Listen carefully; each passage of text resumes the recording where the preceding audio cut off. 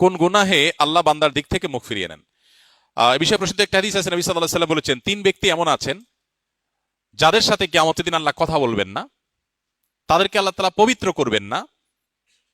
এই মানুষগুলো যাদের থেকে আল্লাহ তাআলা মুখ ফিরিয়ে নেবেন, সেই মানুষগুলোর মধ্যে একজন হলেন ওই পুরুষ, যে পুরুষ টাকনুর নিচে পোশাক পরে। পোশাক পরে বলতে যে পোশাক উপরের দিক থেকে যায় সেটা টাকনুর নিচে পরে, প্যান্ট, পাজামা, চাদর, লুঙ্গি, জুব্বা, জামা, এগুলো।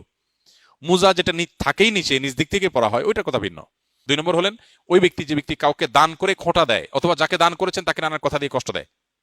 দান করেছেন, আল্লাহর কাছে আশা করবেন এর বিনিময়, যাকে দান করেছেন তার সাথে আপনার কোনো আলাপ থাকবে না। দান করে খোঁটা দিলেন, কষ্ট দিলেন, খোঁচা মেরে কথা বললেন, এগুলো বললে আপনি আল্লাহ তাআলার দৃষ্টি থেকে সরে যাবেন কিয়ামতের ময়দানে। নাম্বার 3, ওই ব্যবসায়ী, যেই ব্যবসায়ী তার পণ্য বিক্রি করতে গিয়ে মিথ্যা শপথ করে।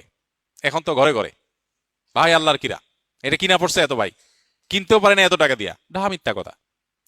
তো এই ব্যবসায়ী যে তার পণ্য বিক্রি করার প্রয়োজনে মিথ্যা শপথ করে ক্রেতাদের সাথে, কাস্টমারের সাথে, তার দিকে আল্লাহ তাকাবেন না, তাকে পবিত্র করবেন না, এবং কিয়ামতের দিন আল্লাহ রাব্বুল আলামিন তার সাথে কথাও বলবেন না। আল্লাহ আমাদেরকে এই সমস্ত বদগুণ, খারাপ গুণ থেকে, চরিত্র থেকে হেফাজত করার তৌফিক দান করুন।